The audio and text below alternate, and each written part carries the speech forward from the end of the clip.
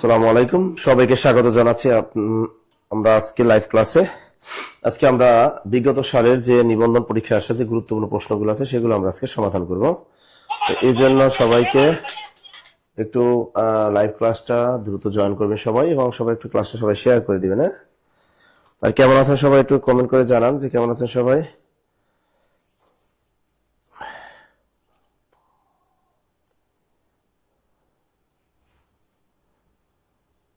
দ্রুত দ্রুত। আর কে কোন জায়গা থেকে আমাদের লাইভ সেশনটা দেখতেছেন তাও কমেন্টের মাধ্যমে একটু জানিয়ে দিবেন। একটা চার্জার দিও।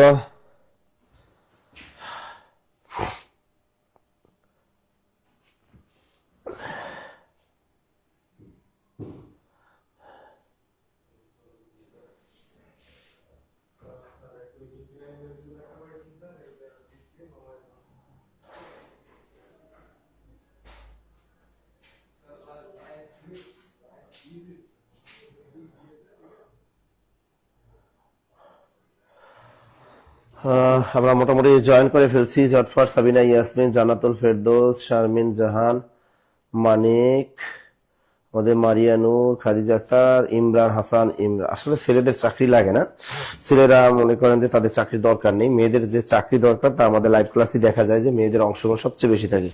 আর মেয়েদের অংশগ্রহণটা সবচেয়ে বেশি কারণ তাদের একটা চাকরি দরকারি, আর ছেলেদের চাকরি খুবই কম দরকার বাংলাদেশে। কারণ তারা মনে করেন অনেক ধরনের কাজ আছে বাংলাদেশে, তারা যে কোনো একটা কাজ করে তারা কি করতে পারে, তারা জীবিকা নির্বাহ করতে পারে। এজন্য তাদের খুবই মানে কম, এটা হলো সত্য কথা। যেটা স্যার সারি খাচ্ছি, সালাম দেওয়া কি উচিত হবে? তোমার মনে চায় দাও, না মনে চায় না দাও, ঠিক আছে। এটা তো একটু লেখি কি সমস্যা? কত ধরনের নিয়ম আছে, একটু লিখবে আসসালামু আলাইকুম। এটা কি মুখ দিয়ে বলা লাগে? হ্যাঁ, এটা তো মুখ দিয়ে বলা লাগে না। স্যার বগুড়া থেকে দেখছি, স্যার চাঁপাইনবাবগঞ্জ থেকে, ময়মনসিংহ থেকে, আর কোন ময়মনসিংহ থেকে জুলাসউদ্দিন, মমিনুল ইসলাম, না ছেলেরা এবার কমেন্ট করছে। গোলাম রাব্বানি, পাপ্পু আছেন আমাদের সাথে, ফাহিম সিলেট থেকে আছেন আমাদের, জুলাসউদ্দিন আছেন আমাদের সাথে, তাই তো, জান্নাতুল ফেরদৌস আছেন আমাদের সাথে, আবার ফাতেমাতুজ জোহরা শিল্পী, তিনি শেরপুর থেকে আছেন। দ্রুত দ্রুত দ্রুত জয়েন করে ফেলি, তাহলে আমরা ক্লাসটা আর কি ঝটঝট করতে পারবো। আচ্ছা, এখানে একটা আছে ওয়ার অ্যান্ড পিস, চমৎকার একটা উপন্যাস, ওয়ার অ্যান্ড পিস, যুদ্ধ এবং শান্তি। এই উপন্যাসের রচয়িতাকে, এটা 17তম বেসরকারি প্রবাসক নিবন্ধন পরীক্ষা একটা প্রশ্ন। ওয়ার অ্যান্ড পিস, যুদ্ধ এবং শান্তি, এই উপন্যাসটির রচয়িতাকে বলেন? Karl Marx, John Austen, Montesquieu, Leo Tolstoy. War and Peace কার লেখা বলেন তো? এটা কিন্তু অনেকবার পরীক্ষা কিন্তু আসছে, এটা আরো অনেক 10 থেকে 20 অঙ্কের অনেক চাকরি পরীক্ষা আসবে। এই প্রশ্নটা কিন্তু খুবই গুরুত্বপূর্ণ একটা প্রশ্ন। ওয়ার অ্যান্ড পিস, এই বিখ্যাত একটা গ্রন্থ, এটা কার? কার্ল মার্কস, বিখ্যাত জার্মানি লেখক কার্ল মার্কস লিখেছেন, নাকি জন অস্টিন লিখেছেন, নাকি মন্টেস্কিউ, নাকি লিও টলস্টয়? দেখি কে পারেন এটা। মেঘবালিকা, তিনি বলে স্যার ঘ নাম্বার। হাফেজ মৌলানা সবাই, তিনি বলছেন কক্সবাজার থেকে। রুকসানা মোহাম্মদ, আসসালামু আলাইকুম স্যার, ঠাকুরগাঁ থেকে আসি। বা হাফেজ শওকত হোসেন, দ্রুত দ্রুত কোনটা হবে বলো না, দ্রুত কোনটা হবে? তারা বলতে পারেন না আসলে। এই সহজ একটা প্রশ্ন, এইগুলো উত্তর যদি আপনারা না বলতে পারেন তাহলে আপনাদের চাকরি হবে কেমনে বলেন তো? আপনাদের আমরা সবসময় সহজ সহজ প্রশ্নগুলো পড়াই থাকি। আপনারা একবার ভেবে দেখেছেন যে আমরা যেগুলো পড়াই এটা পৃথিবীর সবচেয়ে সহজ প্রশ্নগুলা, এবং এই প্রশ্নগুলো উত্তরই আপনারা পারতেছেন, তাহলে মনে করেন যে আপনি পরীক্ষার হলে কি করবেন। এই জন্য বললাম বেসিক থেকে শুরু করেন। যদি চাকরি করার ইচ্ছা থাকে বেসিক থেকে পড়াশোনা শুরু করেন, দৈনিক রুটিন মাফিক পড়াশোনা করেন, দৈনিক অ্যাটলিস্ট 4 থেকে 5 ঘন্টা এখন থেকে পড়াশোনা শুরু করেন। আর যদি মনে করেন যে না আপনি পড়াশোনা করতে পারবেন না, তা আপনার জন্য এই চাকরি না, আপনি অন্য কোনো পেশা বেছে নিতে পারেন। আপনি বিজনেস আছে, অনেক ধরনের ব্যবসা আছে, আপনি টিকটক করতে পারেন, টিকটক করলে অনেক টাকা ইনকাম করা যায়। তো অনেক ধরনের কিন্তু বর্তমানে ইনকামের সোর্স আছে, আপনি সেগুলো করতে পারেন। আর যদি মনে করেন যে একটা চাকরি নিতে হবে, সরকারি এই যে একটা বেসরকারি নিবন্ধন দিয়ে চাকরি নিতে হবে, আপনি একজন টিচার হবেন, তাহলে আপনাকে অবশ্যই পড়াশোনা করতে হবে। ওয়ার অ্যান্ড পিস বিখ্যাত এই বইটা হলো লিও টলস্টয়ের একটা বিখ্যাত গ্রন্থ। তাই লিখে রাখেন, ওয়ার অ্যান্ড পিস, এই বিখ্যাত গ্রন্থটির রচয়িতা লিও টলস্টয়। দ্রুত লেখেন, দ্রুত। এর পরের প্রশ্নটা আমরা একটা দেখি কি আছে, বাংলাদেশের উষ্ণতম স্থান কোনটি? এই প্রশ্নটা কিন্তু অনেকবার আসে, কারণ এই উষ্ণতম স্থান, বাংলাদেশের উষ্ণতম স্থান, তো বাংলার ভিতরে জিকেও ঢুকে পড়ছে, সমস্যা নেই, আমরা জিকেও পড়ে ফেলবো। তা বাংলাদেশের উষ্ণতম স্থান অর্থাৎ যেখানে সবচেয়ে বেশি গরম লাগে, তুমি এটা আছে লালখান আছে, অর্থাৎ সিলেটের লালখান আছে, আবার লালপুর আছে, নাটোরের লালপুরও আছে, এদিকে আছে রাজশাহী, ওই নিচে আছে বগুড়া। এবং আপনাদেরকে বলতে হবে যে বাংলাদেশ সবচেয়ে গরম লাগে কোন জায়গাটায়, এর সবচেয়ে উষ্ণতম স্থান কোনটা বলতে পারবেন? আচ্ছা, 3টাতে অপেক্ষা করতেছি। ইমরান মাহাদুর, তুমি কার জন্য 3টা থেকে অপেক্ষা করতেছো? সাজু বলছে ঘুম আসতেছে, ঘুমাই পড়ো।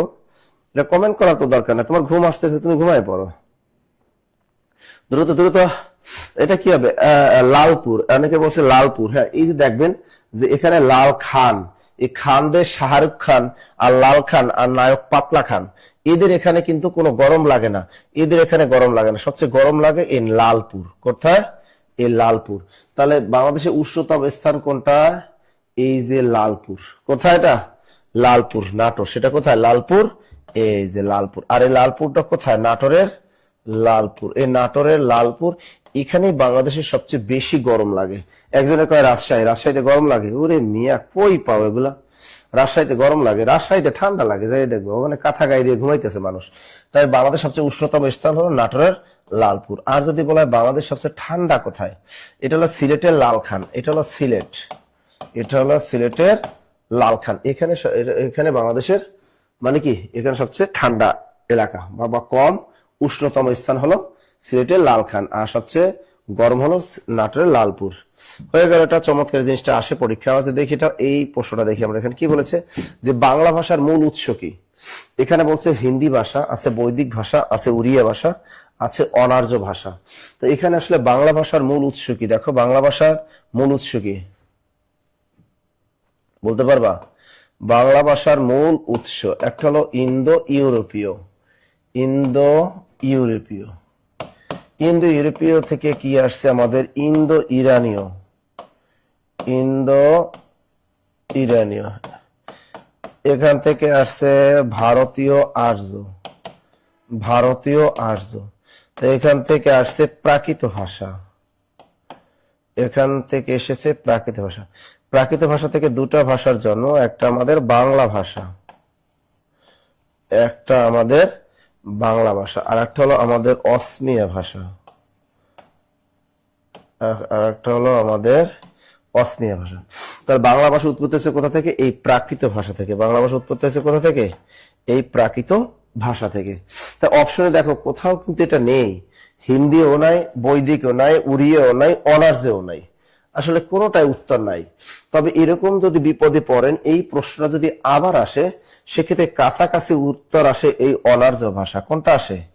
এটা কাছাকাছি উত্তর হতে পারে, কাছাকাছি একটু উত্তর হতে পারে, সেটা হলো অনার্য ভাষা। বৈদিক তো হবেই না, কারণ বৈদিক হলো বেদের ভাষাকে বলা হয় বৈদিক ভাষা। বেদ আছে না, হিন্দু ধর্মাবলম্বী বেদ, এই বেদের ভাষাকে বলা হয় বৈদিক ভাষা। তো উত্তর তো এটা হবেই না, ঠিক আছে, এটা তো হবেই না কখনো, এটা তো হবেই না। তাই কাছাকাছি একটু আছে অনার্যদের ভাষা। কি আছে? অনার্যদের ভাষা। তাহলে এই যে বাংলা ভাষার মূল উৎস কি? অবশ্যই হবে প্রাকৃত ভাষা। কি হবে? প্রাকৃত ভাষা। অপশনে যদি প্রাকৃত ভাষা না থাকে, সেক্ষেত্রে কিছু করার নাই, তুমি এই অনার্য টিক দিতে পারবা। মনে থাকবে? মনে থাকবে? মনে থাকবে তো? বাট তাহলে আমরা বাংলা ভাষা মূল উৎস প্রাকৃত ভাষা, প্রাকৃত না থাকলে ওই অনার্য মেরে আসবে, কিছু তো করার নাই। পরের প্রশ্নটা দেখি, বাংলা ভাষা সাহিত্যের মধ্যযুগের প্রথম নিদর্শন কি? বলো দ্রুত। এই প্রশ্নটা আসছে আমাদের 17তম বেসরকারি প্রভাষক নিবন্ধন 2022 সালের প্রশ্ন। জটফট বলতে হবে যে বাংলা ভাষা সাহিত্যের মধ্যযুগের প্রথম নিদর্শন কি? এটা কি মধুমালতী, নাকি চর্যাপদ, নাকি শ্রীকৃষ্ণ কীর্তন কাব্য, নাকি বৈষ্ণব পদাবলী? দ্রুত বলেন এটা কি? এই মধুমালতী কাব্যটির মূল রচয়িতা হল কবি মনোঝন। এটা কার রচয়িতা? কবি মনোঝন, কবি মনোঝন এলো মধুমালতী কাব্যটির রচয়িতা। এটা হলো একটা রোমান্টিক প্রণয়োপাখ্যান। মধুমালতী এটা হলো মধ্যযুগের একটা রোমান্টিক কাব্য। লিখে রাখো, এটা হলো একটা রোমান্টিক, এটা একটা রোমান্টিক কাব্য বা রোমান্টিক প্রণয়োপাখ্যান। মধুমালতী কবি মনোঝন রচিত মধুমালতী রোমান্টিক কাব্য। এবার বাংলা ভাষা সাহিত্যের মধ্যযুগের প্রথম নিদর্শন কি? তোমরা কি বলতেছো? গ, অবশ্যই বলছে মধ্যযুগের। কি বলেছে? মধ্যযুগের। তো মধ্যযুগের তো অবশ্যই শ্রীকৃষ্ণ কীর্তন কাব্য, শ্রীকৃষ্ণ কীর্তন কাব্য। আর যদি বলতে বাংলা ভাষা ও সাহিত্যের প্রাচীন যুগের প্রথম নিদর্শন কি? তাহলে চর্যাপদ। আর বৈষ্ণব পদাবলী হলো বাংলা সাহিত্যের শ্রেষ্ঠ নিদর্শন। লেখো মধ্যযুগের বাংলা সাহিত্যের শ্রেষ্ঠ নিদর্শন। জিনিসটা লিখে রাখো বা মনে রাখো, মধ্যযুগের বাংলা সাহিত্যের শ্রেষ্ঠ নিদর্শন। মধ্যযুগে বাংলা সাহিত্যের শ্রেষ্ঠ নিদর্শন। মধ্যযুগের বাংলা সাহিত্যের শ্রেষ্ঠ নিদর্শন কি? এটা হলো বৈষ্ণব পদাবলী। মনে থাকে যেন। এখন দেখো, শ্রীকৃষ্ণ কীর্তন কাব্যটির মূল রচয়িতাকে? এই কাব্যটির মূল রচয়িতা হলো বরু চণ্ডী দাস। লিখে রাখো, বরু চণ্ডী দাস। এটাও কিন্তু আসে যে শ্রীকৃষ্ণ কীর্তন কাব্যটির মূল রচয়িতাকে। উত্তরা ঝটপট লিখে রাখি, বরু চণ্ডী দাস। লিখছে সবাই? দ্রুত লেখো, দ্রুত দ্রুত দ্রুত দ্রুত। আসলে শেয়ার করেন তো, আপনারা শেয়ার করবেন, বুঝছেন?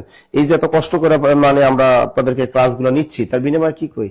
বিনিময়ে আপনারা একটু শেয়ার করবেন। এই শেয়ারটা যদি না করেন তাহলে তার ক্লাস নেওয়ার মজা আমাদের থাকবে না। যে আপনারা তাহলে মনে করবো যে আপনারা অকৃতজ্ঞ। অবশ্যই আপনারা ক্লাসে শেয়ার করবেন। আমরা অনেক কষ্ট করে আপনাদের জন্য ক্লাস নিয়ে এসেছি, একটু শেয়ার করবেন আর সবাই একটু রিয়াকশন ইউজ করবেন। আর তাহলে মধ্যযুগের বাংলার সাথে শ্রেষ্ঠ কথাটা যদি থাকে তাহলে শ্রেষ্ঠ নিদর্শন হবে বৈষ্ণব পদাবলী। আর যদি বলে মধ্যযুগের বাংলা সাহিত্যের প্রথম নিদর্শন, অবশ্যই শ্রীকৃষ্ণ কীর্তন কাব্য। আর এই শ্রীকৃষ্ণ কীর্তন কাব্যটির মূল রচয়িতা হলো বরু চণ্ডী দাস। হয়ে গেল। আর প্রাচীন যুগের বাংলা সাহিত্যের প্রথম নিদর্শন হলো চর্যাপদ। পরের প্রশ্নটা দেখি আমরা, সাধু ও চলিত। বলেন এই উত্তরটা কি হবে? এই উত্তরটা আপনার 99% মানুষ ভুল করেন। সাধু ও চলিত রীতিতে অভিন্ন মানে একই রূপে ব্যবহৃত হয় কোন পদ? দ্রুত বলো। সাধু চলিত রীতিতে অভিন্ন রূপে ব্যবহৃত হয় কোন পদ? বলো তো। অব্যয় পদ, সম্বোধন পদ, নাকি সর্বনাম পদ, নাকি ক্রিয়াপদ? দ্রুত বলো। সাধু চলিত রীতিতে অভিন্ন রূপে মানে অভিন্ন রূপে, মানে যেটা ভিন্ন রূপে না। এটা উত্তরটা কি বলতে পারবা? কাকন ফকুল তিনি বলছেন sir share done. Thank you. জনন্ত ফজল শেয়ার ডান। ফারহানা তুহিন তিনি বলছেন শেয়ার ডান। ইয়াসমিন আক্তার ভাত খাইতেছি, সমস্যা নাই, তুমি চিড়া খাও। শুধু ভাত কেন, ভাতের সাথে তুমি চিড়াও খাইতে পারো। স্যার সাউন্ড প্রবলেম না কি? হ্যাঁ, তোমার সাউন্ডে প্রবলেম, আর সবার সাউন্ড ঠিক আছে। ইয়াসির আরাফাত ক ক ক। এই যে জিনিসটা আমরা ক ক আন্দাজে ঢিল মারেন, এই যে আন্দাজে, এই বাজারে কিছু মদনা বই পড়ছে এতে ক ক ক। এখন এই সাধু চরিত অভিনব সম্বোধন পদ, ঠিক আছে? এটা বাজারে গাইডে ভুল আছে, ওটা অব্যয় পদ হবে না, হবে সম্বোধন পদ। মনে থাকবে তো? তাহলে এই সাধু চলিত অভিন্ন রূপে মানে অভিন্ন মনের রূপে, মানে যেটা ভিন্ন রূপে না। ওগো এদিকে আসো, এই যে ওগো বলে সম্বোধন করলো, এটা সাধু রীতিতেও এই ওগো বলতে হয়, চলিত রীতিতেও ওগো বলতে হয়। এর জন্য বলছে যে সাধু ও চলিত রীতিতে অভিন্ন রূপে ব্যবহৃত হয় কি? সেটা হবে সম্বোধন পদ। সম্বোধন পদ মনে থাকবো মনুরা। আর অব্যয় কবা? হ্যাঁ, অব্যয় কবা? এই যে ভুংবাং পড়ো তোমরা, তাহলে এই ভুংবাং পড়লে তো পরীক্ষায় তোমরা নম্বর পাবা না। তা সাধু ও চরিত রীতিতে কি হয়? অভিন্ন বা একই রূপে ব্যবহৃত হয়, সেটা হলো অবশ্যই হবে সম্বোধন পদ। অব্যয় পদ আবার টিক দিয়ে আসো না, তাহলে পরীক্ষায় বড় একটা এরকম একটা হাঁসের আন্ডা পাবা। কিসের আন্ডা পাবা? একটা হাঁসের আন্ডা পাবা। হয়ে গেল। পরের প্রশ্নটা দেখি আমরা, কোন বানানটি শুদ্ধ? চমৎকার একটা বানান আসছে এবার আমাদের সামনে। কোন বানানটি শুদ্ধ? স্বায়ত্ত, স্বায়ত্ত, স্বায়ত্ত, মানে এই জিনিসটা আসলে স্বায়ত্ত শাসন বানান থেকে আসছে। আমি কিন্তু লিখেছিলাম, এই যে দেখো, স্বায়ত্ত দন্তস্বর নিচে বফলা অন্ত্যেষ্টিয় তয় ত। এই যে স্বায়ত্ত শাসন, এই একটা বানান, আর একটা আছে সরস্বতী বানান। এই দুইটা নিয়ে বিপদে পড়ি আমরা। সরস্বতী বানানে প্রথম দন্তস্ব ফাঁকা, দ্বিতীয় দন্তস্ব নিচে শুধু বফলা থাকে। আর স্বায়ত্ত শাসন বানানে প্রথম দন্তস্ব নিচে বফলা, আর এই তয়তা কোনো বফলা নেই। তো এক্ষেত্রে অর্ধেক বানান এটা হবে। এই হলো স্বায়ত্ত। দেখাইছেন, অনেকে বলেছেন স্যার গ। Thank you, thank you, thank you. তোমরা দেখছো যে বিগত সালে প্রশ্নগুলোই তোমরা পারতেছো না, সহজ প্রশ্নগুলো দিচ্ছি সেগুলোই পারতেছো না, তাও আবার ভুল করতেছো। তাহলে মেইন পরীক্ষা কি হবে এবার? এবার নিবন্ধন পরীক্ষা চিন্তা করো যে তোমাদের যে নিবন্ধন পরীক্ষা যেটা যে হবে, সেখানে হাড্ডাহাড্ডি লড়াই হবে, ঠিক আছে? সেখানে কোনো ধরনের আর গণবিজ্ঞপ্তি নেই। অর্থাৎ তুমি যদি পাস করো, ভালো নম্বর পাও, তাহলে তুমি ভালো কলেজে বা স্কুলে জয়েন করতে পারবে। আর তোমার নম্বর যদি ভালো না থাকে, দুটো সাবজেক্টিভ এবং জেনারেল মিলিয়ে, তাহলে তুমি কখনোই এই চাকরিটা পাবা না। এক কথায় এই চাকরিটা পাওয়ার সম্ভাবনা নেই। তাহলে পরের প্রশ্নটা দেখি আমরা, এই যে চতুষ্পদ শব্দের সন্ধি বিচ্ছেদ কি? আমরা বিসর্গ সন্ধির ক্ষেত্রে একটা বলেছিলাম যে তিনটা যদি স থাকে কোন শব্দের মধ্যে, তিনটা স, অর্থাৎ তালবস্য, মূর্ধন্য স, এই দন্তস্ব, কোন শব্দের মধ্যে যদি এই তিনটা শয়ের যে কোনো একটা থাকে, তাহলে তার পরিবর্তে দুইটা আন্ডা বসাই দিবা, মানে বিসর্গ বসাই দিবা। ঠিক আছে না? যেমন পরীক্ষা আসলো তোমার শিরচ্ছেদ এর সন্ধি বিচ্ছেদ কি, শিরচ্ছেদ এর সন্ধি বিচ্ছেদ কি, বানানটা কিন্তু আসতে পারে। তালবস্যার সাথে কি ছ। এখন আমি বলছি এই যে তালবস্যা, আমি বলছি কোন শব্দের মধ্যে যে তালবস্যা থাকে তার মূল শব্দ এখানে কি এই শির, এই শির। তালবস্যা থাকলে তার পরিবর্তে আমরা কি বসাবো, বিসর্গ। এই যে লেখলা বিসর্গ যোগ তারপর থাকে কি ছেদ, লিখে দিব 6 × 10 সমান সমান শিরচ্ছেদ। তাই কোন শব্দের মধ্যে যদি এরকম তিনটা স্বয়ের যে কোনো একটা স থাকে তাহলে তার পরিবর্তে আমরা বিসর্গ বসিয়ে দিব। এরপর দেখি আমরা চতুষ্পদ। তো দেখি এখানে চতুষ্পদটা কি হবে, চতুষ্পদ চ তস্কেতু মূর্ধন্যস্বয় প দ, চতুষ্পদ। এখন দেখো এই যে দেখো মূর্ধন্যস্বয় কি আছে, মূর্ধন্যস্বয়। তা মূল শব্দটা বসাও চ তস্কেতু চতু, মূর্ধন্যস্বয় আছে তার পরিবর্তে একটা বিসর্গ বসাই দাও, থাকে পদ, চতু বিসর্গ যোগ পদ সমান সমান চতুষ্পদ। ক্লিয়ার? এটা মনে থাকবে তো? তাহলে কোন শব্দের মধ্যে যদি তিনটা স থাকে তাহলে এই তিনটা স্বয়ের যে কোনো একটা উঠিয়ে দিলি আমাদের কি হয়ে যাবে, দ্রুত বলো। পানি খাইয়েন, মাঝে মাঝে স্মরণ করাই দিয়ে না।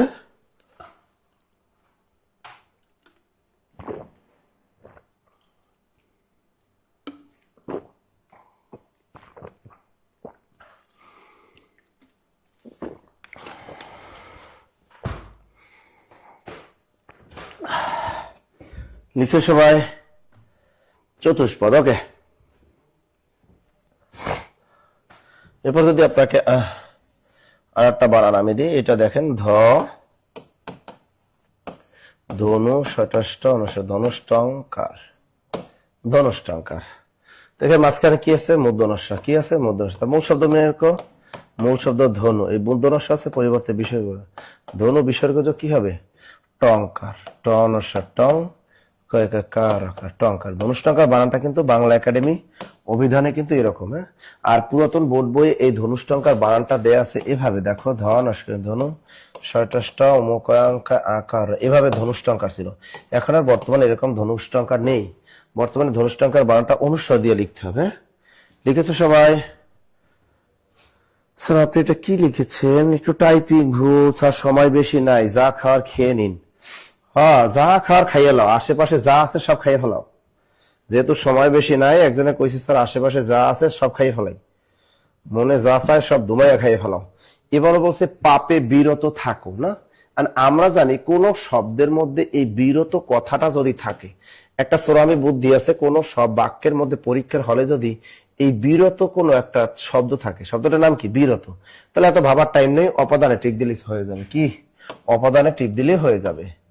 পাপে বিরত হও, তাই না, লুচ্ছামি থেকে বিরত থাকো, এগুলো যদি এক কথায় যদি তোমার বিরত কথাটা থাকে তাহলে তুমি 100% অপাদানে টিক মারো। আর মূল শব্দ হলো পাপ, এখানে পাপের নিচে মূলত দাগ হবে, মূল শব্দ হলো পাপ, বিরত হলো এ পাপে, তাহলে অপাদানে সব তুমি অপাদানে সব। এরপরে দেখো কোনটি উপপদ তৎপুরুষ সমাসের উপপদ। উপপদ তৎপুরুষ সমাস কি আমরা সবাই জানি। উপপদ তৎপুরুষ সমাস কি আমি গতকাল শিখেছিলাম সন্ধ্যায়, যে উপপদ তৎপুরুষ হলো এক কথায় প্রকাশের মতো। উপপদ তৎপুরুষ মানে কি এক কথায় প্রকাশের মতো, এক কথায় প্রকাশের মতো। তা তুমি দেখো চারটা অপশনের ভিতরে এক কথা প্রকাশ করার কথা, উপগ্রহ, গ্রহের তুল উপগ্রহ, এটা এক কথা প্রকাশ করা যায় না। বিলাত ফেরত, বিলাত থেকে ফেরত, এটা এক কথা প্রকাশ করা যায় না। বৃদ্ধবাদ প্রতিবাদ, এটা এক কথা প্রকাশ করা যায় না। ছেলে ধারা, ছেলে ধরে যে, দেখো এটা এক কথায় প্রকাশ করা যায়, সুতরাং উত্তরটা হবে ছেলে ধারা। ছেলে ধরে, দ্রুত দ্রুত লেখো, ছেলে ধরে যে সমান সমান ছেলে ধরা, দ্রুত ঝটপট ঝটপট। আমি বলেছিলাম যে উপপদ তৎপুরুষ সমাস যদি পরীক্ষা আসে আপনি দেখবেন চারটা অপশনের ভিতরে যেটা এক কথায় প্রকাশ করা যাবে সেটাই কি, সেটাই হলো এইটা। তা ছেলে ধরা, ছেলে ধরে যে, ছেলে ধরা। এবার দেখো চমৎকার একটা প্রশ্ন, পোস্টাল কোড কি নির্দেশ করে। এটা অনেক গাইড বই দেখছি ভুল দেয়া আছে, পোস্টাল কোড কি নির্দেশ করে। এখন আপনি যখন চিঠি পাঠাবেন, আর মনে মনে ভাবতেন স্যার চিঠিতে পাঠাই না কাউকে, শুধু SMS দেই, তাই না। এখন এখানে বলছে পোস্টাল কোড কি নির্দেশ করে। এই পোস্টাল কোডটা কি, একটা চিঠির উপরে ছোট্ট একটা জিনিস আঠা দিয়ে লাগাই দেয়, একটু লাগাই দেয়, তো এটাকে কি বলে, পোস্টাল কোড কি নির্দেশ করে। প্রাপকের এলাকা, ডাক বিভাগের নাম, পোস্ট অফিসের নাম, নাকি প্রেরকের এলাকা, কোনটা বলতে পারবা? হ্যাঁ, ক নাম্বার উত্তরটা ঠিকই বলেছে, ক। এটা হলো প্রাপকের এলাকা। কি হবে, প্রাপকের এলাকা। অর্থাৎ যে যার কাছে তুমি চিঠিটা পাঠাবা তার এলাকাটা নির্দেশ করে মূলত এই পোস্টাল কোড। লিখতেছেন তো সবাই? তাহলে পোস্টাল কোড কি নির্দেশ করে, প্রাপকের এলাকা। লিখছে সবাই? ওকে, আমরা পরের প্রশ্নটা যাই একটু। দেখো এটা কি বলছে, সন্ধির ডিপলি নিয়ম থেকে ধরছে ঢাকা যোগ ঈশ্বরী ঢাকাশ্বরী নিচের কোন নিয়মে হয়েছে। এই ধরে প্রশ্নোত্তর পারতে হলে তোমাকে ঢাকেশ্বরী এটা সন্ধি বিচ্ছেদ করো। মূল শব্দ কি, ঢাকা যোগ ঢাকা যোগ ঈশ্বরী, ঈশ্বর থেকে আসছে ঈশ্বরী, তাই না? ঢাকা এখানে কোন ধ্বনি আছে, স্বরে আ ধ্বনি, প্লাস এখানে সরাসরি কি আছে, এখানে সরাসরি আছে দীর্ঘই, ঠিক আছে? তা আকার প্লাস দীর্ঘ ইজিক্যাল টু কি হয়, এ হয়। আ প্লাস দীর্ঘ, এখানে আ প্লাস দীর্ঘই আছে কই, এই যে আ প্লাস দীর্ঘ ইজিক্যাল টু এ, উত্তর হবে এটা। বুঝছেন? এভাবে কিন্তু বের করতে হয়, এই ধরনের সূত্র থেকে পরীক্ষা আসলে এভাবে বের করবা, মনে থাকবে। আমি যদি আর একটা উদাহরণ দিই তোমাদেরকে, দেখো তোমাদের এরকম আর একটা উদাহরণ দিয়ে বুঝিয়ে দিচ্ছি। যদি বলে নীলাচল, এই শব্দটিতে সন্ধির কোন নিয়ম আছে, এই শব্দটিতে সন্ধির কোন নিয়ম আছে, তাতে আমরা প্রথম ভাঙতে হবে। মূল শব্দ কি, নীল যোগ অচল, অচল অচল। এখন লয়ের নিচে কি আছে, প্রত্যেকটা ব্যঞ্জন ধ্বনি নিচে একটা স্বরে অ থাকে, প্লাস এখানে কি আছে, স্বরে অ। তো অকার আর অকার মিলে কি হয়, নীলা, এই যে আ হয়েছে, কি হয়েছে, স্বরে আ। তো অকার প্লাস অকার মিলে কি হইলো, আকার হইলো। এই যে অ প্লাস অ ইজ ইকুয়াল টু আ। তুমি যদি এখানে আসল মারো তাহলে তো হবে না। অচল অচল অর্থ কি, পর্বত, নীলাচল একটা পর্বত। তো অ প্লাস অ ইজ ইকুয়াল টু আ, এটা হবে উত্তর। এরকম এক একটা শব্দ দিয়ে দিতে পারে, যেমন এবার ওই যে ঢাকেশ্বরী দিয়েছে, এবার অন্য কোনো শব্দ দিয়ে দিতে পারে। মনে থাকবে, মনে থাকবে তো? ওকে, দ্রুত তাহলে নীলাচল, তো অযোগ ইজ ইকুয়াল টু আ হয়ে যাবে। আমাদের পরের প্রশ্নটা দেখি কি আছে, কোন বানানটি শুদ্ধ, বলতো কোন বানানটি শুদ্ধ। এখানে বলছে এই মুমূর্ষু বানানটা আমরা সবাই পারি। দেখো মুমূর্ষু বানানটা, এই মুমূর্ষু বানানটার সাথে রিলেটেড একটা বানান আছে সাবাস, শয়কার সা বয়কার বা তালবস্যা। দেখো এই সাবাস বান, এটাও তালবস্যা, এটা সাবাস বানে, দুটোটাই তালবস্যা হবে। এরকম বানানগুলো মনে থাকো। তারপর দেখো কিশমিশ, কিশমিশ, এই কিশমিশ বানানো দুটোটাই তালবস্যা থাকে, নট কিসমিস। এটা আবার দেখো মুমূর্ষু বানানটা, মস্কের মু, এই দেখো ময়, এইটা দীর্ঘকার, এই মুদ্রসা রেপ, শেষে রস্যুকার। তো উভয় পাশে যদি এরকম রস্যুকার থাকে আর মাঝখানটা যদি দীর্ঘকার থাকে আর মুদ্রসা যদি রেপ থাকে, তাহলে এটা হয়ে যাবে মুমূর্ষু। তা মুমূর্ষু বানানটা কেমনে মনে রাখবা, প্রথমে রস্যুকার, শেষে রস্যুকার, মাঝখান দীর্ঘকার আর মুদ্রসার উপরে একটা রেপ হবে। লিখছে সবাই, লিখছে সবাই? সাবাস বানানটা শিখলাম, মুমূর্ষু বানানটা শিখে গেলাম, আমরা কিশমিশ বানানটাও শিখে ফেললাম। ওকে ওকে, এই যে বানানগুলো আমরা শিখে, নিত্য নতুন বানানগুলো কিন্তু আমাদের কাজে লাগে। পরের প্রশ্নটা কি আছে, এখানে বলছে রাজায় রাজা লড়াই করছে, তাই তো? যাই হোক, সাবজেক্ট দুইটা, একটা রাজা একটা রাজা। এটা কি, এটা কি বলতে পারবা, এই বাক্যে রাজায় রাজা কি, এটা ষোলতম প্রভাষক নিবন্ধন আসছে, বলতে পারো এটা কি প্রযোজক, এটা কি মুখ্য কর্তা নাকি বেতিয়ার কর্তা নাকি নিজন্ত কর্তা? একটা জিনিস আছে, এটা উত্তরটা, সঠিক উত্তরটা হবে বেতিয়ার কর্তা। কেন বেতিয়ার কর্তা? বেতিয়ার কর্তা হলো দুটো সাবজেক্ট সমান ভার্বের কাজ করে। বাক্যের মতে যখন দেখবা দুটো সাবজেক্ট সমান ভার্বের কাজ করবে, সেটাই হলো বেতিয়ার কর্তা।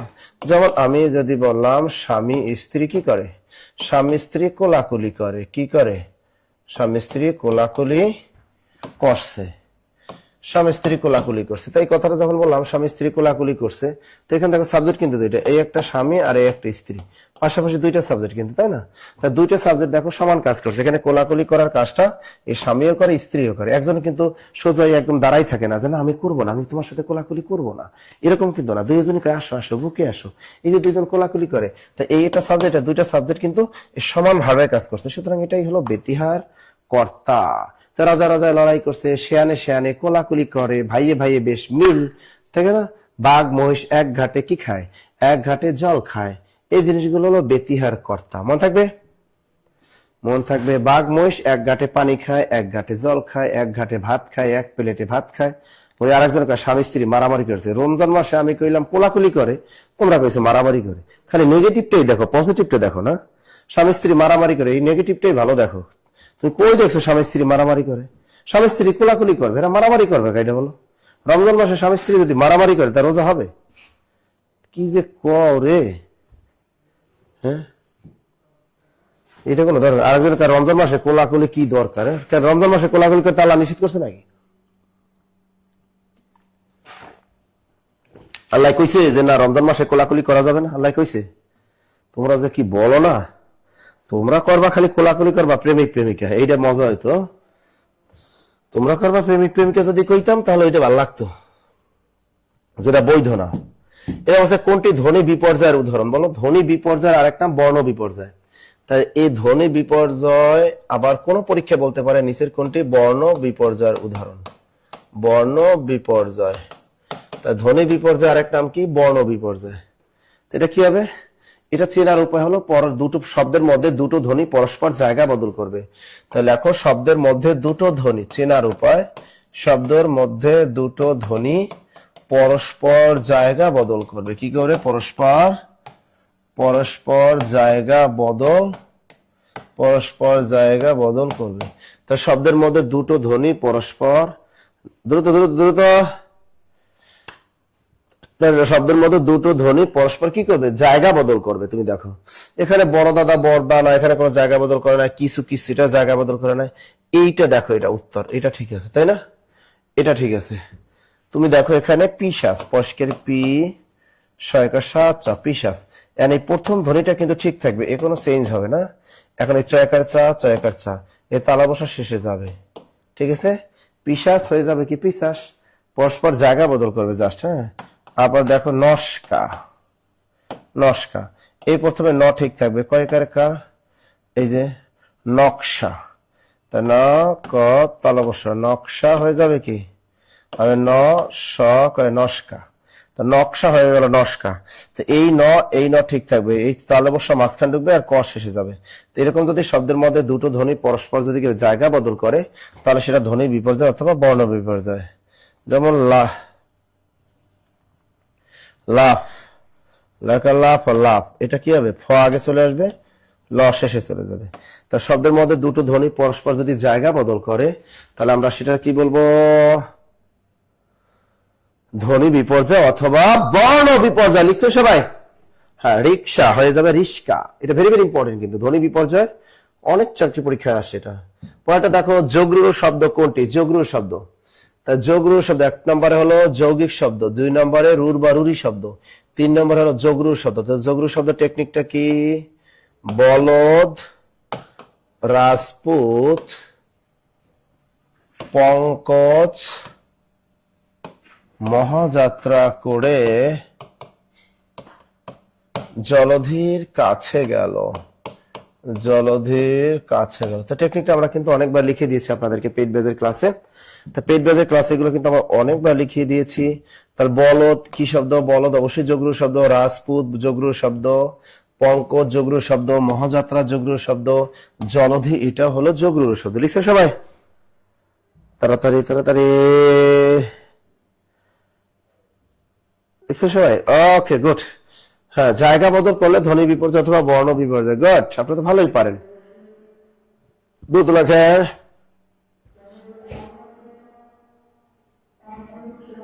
ঢাকা শহরে আর মাত্র 5 মিনিট সময় বাকি আছে। তাই যারা ঢাকা শহরে আশেপাশে আছেন তাদের 5 মিনিট, ঠিক আছে না? 5 মিনিট। তা পানি আমি একটু সুযোগ আছে, একটু খাইয়ে নি, কারণ বাঙালি তো সুযোগ পেলে খাইতে হয়। খেয়ে নাও সবাই।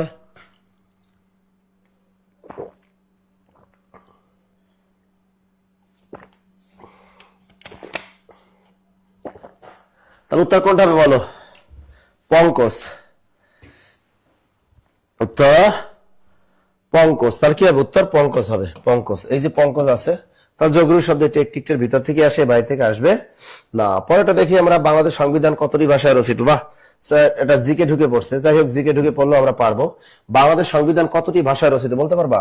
আমাদের মহান সংবিধান কতটি ভাষায় রচিত বলতে পারবা? মনে থাকবে? আজান, চট্টগ্রামে আজান দিয়ে দিছে না? আচ্ছা, দ্রুত বলো, এটা কোনটা হবে বলো তো? কোনটা হবে? রাজশাহীতে এখনো 10 মিনিট। ওরে বাবা, রাজশাহী মানুষ দ্রুত খাও, 1 প্লেট আরো 2 প্লেট মেরে দাও। রাজশাহী মানুষ আরো 2 প্লেট খাইতে পারো। এটা কবে? হ্যাঁ, 2টা। ভেরি গুড মুন্নি সরকার, তুমি বলেছেন স্যার 2টা। এই যে 2টা, তাই এই যে 2টা, একটা হলো বাংলা আর একটা হলো ইংরেজি। তা আমাদের সংবিধান দুটি ভাষায় রচিত, একটা হলো আমরা দেখবা বাংলা ভাষা আমাদের সংবিধান পাওয়া যায় কিনতে, আর তুমি যদি চাও ইংরেজি ভাষায় তাহলে তুমি ইংরেজি ভাষায় এটা কিনতে পারবা। তাহলে আমাদের দুটো ভাষায় রচিত, একটা বাংলা একটা ইংরেজি। ওর বাবা আরো একটা জিকে ঢুকে পড়ছে, বাংলাদেশে কোন জেলা দুই দেশের সীমানা দ্বারা বেষ্টিত? আমরা জানি আমাদের বাংলাদেশে এমন একটা জেলা আছে যেটার সাথে ভারতেরও বর্ডার আছে আর মিয়ানমার, একটা হলো এক পাশে আছে দেখবা এই জেলাটার সাথে ভারতেরও আছে প্লাস এইটার সাথে মিয়ানমারও আছে। ঠিক আছে, বলতে পারবা এই আন্তর্জাতিক সীমানা আছে, ভারতের সাথেও আছে মিয়ানমারের সাথে আছে। তা বাংলাদেশের সাথে কোন জেলা দুই দেশের সীমানা দ্বারা বেষ্টিত? বলতো এমন একটা জেলার নাম বলো। খাগড়াছড়ি, বান্দরবান, রাঙ্গামাটি নাকি কুমিল্লা? বলতে পারবা? একজনে বলো তো, কে পারবা? একজনও পারবা? বলতে পারবা? খ নাম্বার বান্দরবান। বান্দরবানের সাথে দুইটা জায়গায় আছে, এই বান্দরবানের সাথে রাঙ্গামাটি আছে। বান্দরবানের সাথে কি তোমার আমাদের মিয়ানমারও আছে আবার ভারতেরও আছে? Sure sure?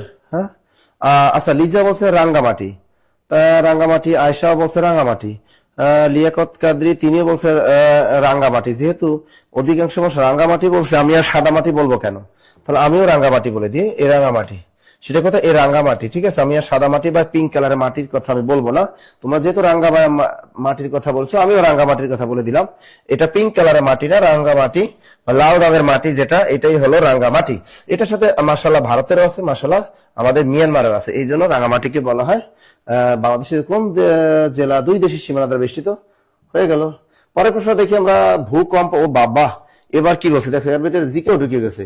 তা ভূমিকম্পের তীব্রতা মাপার যন্ত্রের নাম কি? এটা আমরা জানি এই বৃষ্টি পরিমাপক যন্ত্র ব্যারোমিটার না? এই বৃষ্টি পরিমাপের যন্ত্রের নাম আমরা জানি ব্যারোমিটার। সমুদ্রের গভীরতা নির্ণয়ের যন্ত্রের নাম কি? ফ্যাদোমিটার, তাই না? আবার ওই যে বীজগণিতের যে রাশিগুলো মাপা হয় সেগুলোকে বলা হয় দিক নির্ণয় করা হয়, বীজগাণিতিক দিক নির্ণয় করা হয়, তাকে বলা হয় কম্পাস। তাহলে অবশ্যই ভূমিকম্পের তীব্রতা মাপার যন্ত্রের নাম কোনটা হতে পারে? অবশ্যই সিসমোগ্রাফ। অবশ্যই কি? সিসমোগ্রাফ। আর ফ্যাদোমিটার কোনটা? সমুদ্রের গভীরতা মাপার যন্ত্র। লিখে রাখো, সমুদ্রের গভীর। স্যার ভর্তি হতে চাই, যারা ভর্তি হবেন তারা অবশ্যই আমাদের হটলাইন নাম্বার গুলোতে কল দিবেন বা নাম্বার গুলো দিয়ে রাখবেন। প্রতিদিন সকাল 8:30 থেকে আপনারা রাত 8টা পর্যন্ত আপনারা কল দিলে ভর্তি হতে পারবেন, মনে থাকবে তো? ওকে, তাহলে আমাদের সমুদ্রের গভীরতা মাপার যন্ত্রের নাম কি? ফ্যাদোমিটার। ঠিক আছে, কম্পাস, এটা হলো দিক নির্ণায়ক যন্ত্র একটা কম্পাস। আর ব্যারোমিটার বৃষ্টি পরিমাপক যন্ত্রের নাম ব্যারোমিটার। হয়ে গেল। আমাদের জিকেটা ঢুকছে, তাও তো মোটামুটি আমরা পারতেছি। আল্লাহ, এবার আসছে বিশ্ব পরিবেশ দিবস। বিশ্ব পরিবেশ দিবস কবে বলতে পারবা? আমরা বিশ্ব পরিবেশ দিবস কবে? তবে আমি একটা জানি, এটা হলো মানবাধিকার দিবস। 10 ডিসেম্বর কি? বিশ্ব মানবাধিকার দিবস। বিশ্ব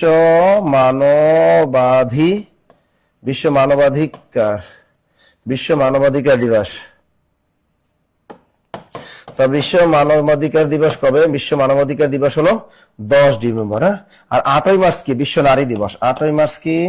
এটা হলো বিশ্ব নারী দিবস। কি এটা? বিশ্ব নারী দিবস। দ্রুত বলো।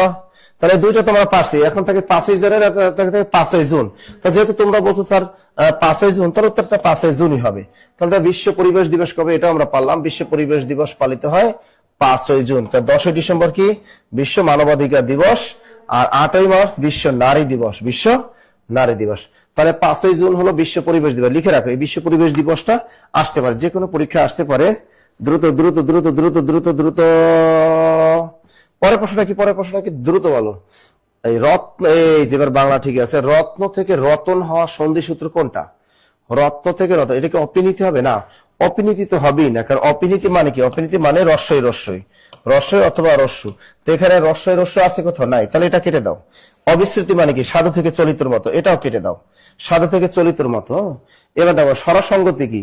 ওই তুলা, তুলো, মূলা, মূলো, এগুলো হলো স্বরসঙ্গতি, অর্থাৎ একটা স্বরের সাথে ধাক্কা লেগে আরেকটা স্বরে পরিবর্তন হয়ে যায়, সেটাকে বলে স্বরসঙ্গতি। তা সেটাও তো এখানে না, তা উত্তর এটা হবে না, এটা হলো স্বরভক্তি। তা বিপ্রকর্ষ বা স্বরভক্তি। তা রত্ন থেকে রতন, এটাকে বলে বিপ্রকর্ষ বা স্বরভক্তি। মনে থাকবে, বিপ্রকর্ষ বা স্বরভক্তি। রত্ন অর্থাৎ যুক্ত বর্ণটা ভেঙে যাবে, এটা রত্ন হয়ে যায় রতন। এটা যুক্ত বর্ণ ভেঙে যায়, এটা বলা হয় বিপ্রকর্ষ বা মধ্য স্বরাগম। এটার নাম হলো মূলত মধ্য স্বরাগম। এর আরেক নাম বিপ্রকর্ষ। মধ্য স্বরাগম এর আরেক নাম বিপ্রকর্ষ, এর আরেক নাম হলো স্বরভক্তি।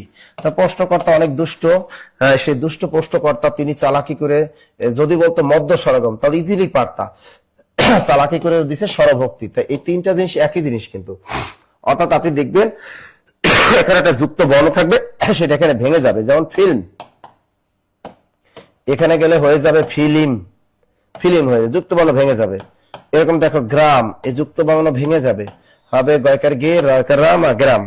এবার দেখো ক্লিপ, ক্লিপ, এটা হবে কয়ের শিকারে কি লয়ের শিকার লিপ ক্লিপ।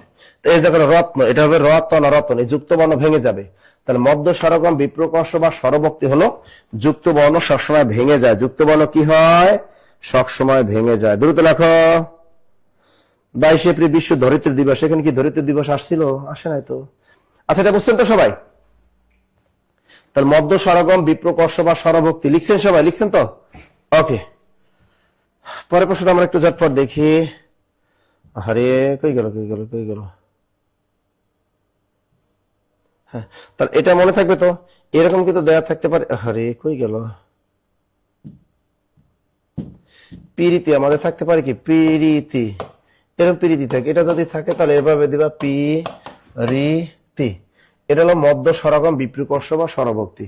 অর্থাৎ এই পাশে যেটা থাকবে যুক্ত বর্ণ, এটা এই পাশে এসে একদম কি হয়ে যাবে? ভেঙে যাবে। তা এখন দেখো ওই যে অবিশ্রুতি কি, আমরা জানি অবিশ্রুতি মানে সাধু থেকে চরিত্রের মতো। অবিশ্রুতি কি? অবিশ্রুতি সাধু থেকে চলিত। যেমন শুনিয়া থেকে শুনে, বলিয়া থেকে বলে। ঠিক আছে, শুনিয়া শোনে, করিয়া থেকে করে, সাধু চলিত, সাধু চলিত। এটা নাম কি? অবিশ্রুতি। সময় শেষ। হ্যাঁ, আজকে আমাদের সময় শেষ, তাই তো? যাই হোক, এত কষ্ট করে এতক্ষণ আমরা যারা ক্লাস করলাম অসংখ্য ধন্যবাদ। তবে আমি আপনাদেরকে বলি, আপনারা জব মেডিসিনের সাথে থাকেন। প্রতিদিন যে ফ্রি, আজকে সকাল 11টায় আরেকটা ফ্রি ক্লাস আছে ম্যাথমেটিক্স এর, আমাদের ইমাম স্যারের। তো সকাল 11টায় ম্যাথমেটিক্স এর ইমাম স্যারের ক্লাসটা করবেন। আবার সন্ধ্যা 6টায় আবার দেখা যাবে যে আমাদের কারো না কারোর সাথে আপনাদের দেখা হবে। এরকম প্রতিদিন ফ্রি ক্লাস এবং পেড বেজের ক্লাসগুলো করবেন। ভাই, চাকরিটা কিন্তু আপনার দরকার। যাদের চাকরিটা দরকার তারাই কেবল লেগে থাকেন। দেখেন এবার কত মানুষের প্রাইমারি চাকরি হয়ে গেল, তাদের পরিবারটা ঈদে অনেক ভালো কাটবে। আবার অনেকে বিভিন্ন মন্ত্রক অধিদপ্তর চাকরি হবে। দেখছেন এবার কিন্তু প্রধানমন্ত্রী জনাব তারেক রহমান, তিনি কিন্তু অনেক স্ট্রেট এবং তিনি কিন্তু দুর্নীতি কখনো বরদাস্ত করবেন না, এটা আমরা বুঝতেই পারতেছি। এবং তিনি সার্কুলার আরো বেশি বেশি বাড়িয়ে দিবেন, এটা আমরা জানি। তো সুতরাং পড়াশোনা করেন, পড়াশোনা না করলে কেউ আপনাকে কিন্তু কেউ আপনার দিকে তাকাবে না। এই জন্য বললাম যে সবাই অবশ্যই কি করবেন? পড়াশোনার ভিতরে থাকবেন। আর আমাদের এই নিবন্ধনের কোর্সে জেনারেল নিবন্ধন, যদি জেনারেল আপনারা দুর্বল থাকেন, জেনারেল পার্টে 4টা সাবজেক্ট জেনারেল আপনি মাত্র 1250 টাকা দিয়েই করতে পারবেন, বই ফ্রি। আর সাবজেক্টিভ যদি করেন, অনেকে সাবজেক্টিভ বোঝেন, আপনার নিজ সাবজেক্ট ওয়াইজ পরীক্ষা দিতে হবে। তো এটাও 100 মার্কের, এটা হলো 1650 টাকা দিতে হবে। তো এগুলোর সাথে একদম হ্যান্ডবুক, সবগুলোর সাথে আমাদের হ্যান্ডবুক ফ্রি। ঠিক আছে, সাবজেক্টিভ হ্যান্ডবুক সার্কুলার দিলেই বই পাবা, আর এটার বই এখন সাথে সাথে পেয়ে যাবা। মাত্র 1250 টাকা দিলে নিবন্ধন জেনারেলে তুমি 4টা সাবজেক্ট, বাংলা, অঙ্ক, ইংরেজি, জিকে, ম্যাথ সবই করতে পারবা।